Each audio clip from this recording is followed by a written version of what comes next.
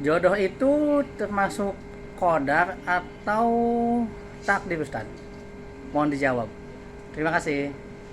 Qadar itu ketetapan yang telah diberikan oleh Allah sebelum kita terlahir ke muka bumi ini, ya, dan tidak bisa diintervensi, tidak akan berubah sampai kita wafat. Jadi ibu sampai nangis darah pun bikin status jutaan kali untuk merubah itu tidak akan pernah berubah.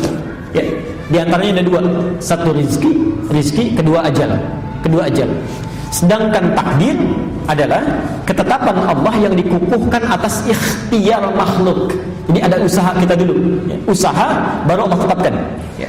Di antaranya ada dua juga. Satu, perbuatan kita apakah baik atau buruk itu kembali pada ikhtiar kita. Misal adzan berkumandang Allahu Akbar, manusia bisa pilih mau ikut merespon suara adzan dengan sholat, itu kadar baiknya, ya silahkan, takdir baiknya Allah tetapkan pahala. Ya, laha ma kasabat. Tapi kalau dia memilih yang buruk, dia hindari adzan, dia kerjakan yang lain misalnya, atau bahkan maksiat, wa 'alaiha maktasabat, Allah tetapkan. Ya.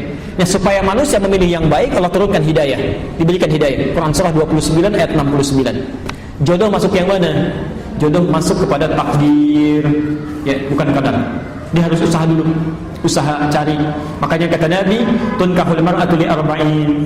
Ya, perempuan dinikahi lewat 4 hal. Kenapa bahasanya dinikahi? Karena perempuan cenderung menunggu laki-laki yang aktif, ya. Tapi bukan berarti perempuannya diam, tidak, menunggu dalam kebaikan. Jadi kalau ibu ingin mendapatkan misal anaknya calon yang saleh, anak perempuannya, maka perempuannya pun beramal yang saleh, ya. Rajin tahajud, salatnya yang bagus, baca Quran, dia mulai menghafal, maka Allah pun akan kirimkan orang yang baik. Itu usahanya, ya. Tapi karena lelaki cenderung mencari, maka sifatnya lebih aktif laki-laki, ya. Tunkahul mar'atu li arba'in, perempuan dinikahi karena 4 hal, ya.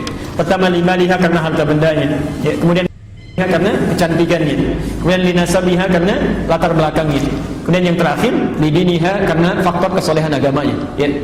Fadfar bidzatid dini taribat yadak, pilih yang keempat, itu yang paling bagus. Maaf, suka ada keliru menerjemahkan. Limaliha itu sering diartikan dengan yang banyak hartanya. Saya kurang sepakat, ya. Walaupun ada kecenderungan orang memilih itu yang banyak harta, ya. Sebetulnya yang dimaksudkan adalah yang bisa mengelola harta suaminya, bisa mengatur, ya. Jadi kalau suami punya pendapatan 5 juta calon suami, jangan cari calon istri yang zakat mualnya saja 10 juta. Enggak akan nyambung. Dicari pasangan yang sesuai, ya, punya kemampuan 5 juta, cari yang bisa mengatur harta suami dengan 5 jutanya. Itu maksudnya, ya. Jamaluha bukan jamilah.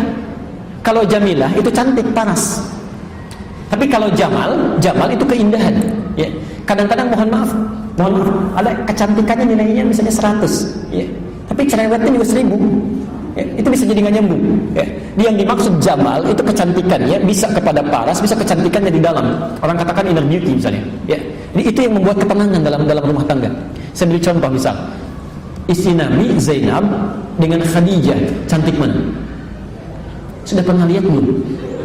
Bagaimana bisa jawab itu? Oke. Itu seringkali diilustrasikan Zainab itu kalau dilihat mata tidak berkedip, ya, wajah tidak berpaling. Karena itu Nabi pernah dituduh, Nabi itu menikahi Zainab karena hasrat saja, ya. Tapi itu terbantahkan oleh fakta sejarah. Beliau tidak punya keturunan dari situ, ya. Dan yang paling menarik, ternyata dengan Khadijah itu yang disebut-sebut sampai dalam mimpinya. Khadijah, Masya Allah. Kenapa bisa disebut demikian? Jawabannya ada di Al-Bukhari nomor hadis yang keempat. Silahkan dicek itu. Silahkan dicek. Ada, ibu bapak bisa bayangkan, Nabi saat sedang gelisahnya, takutnya lihat Khadijah saja itu hilang setengah kegelisahan.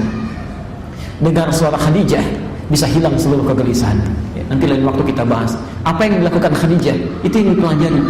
Makanya sering saya katakan, kenapa Nabi diizinkan menikahi lebih daripada 4 perempuan? Karena seluruh karakter perempuan di muka bumi ini terangkum pada istri-istrinya Rasulullah SAW.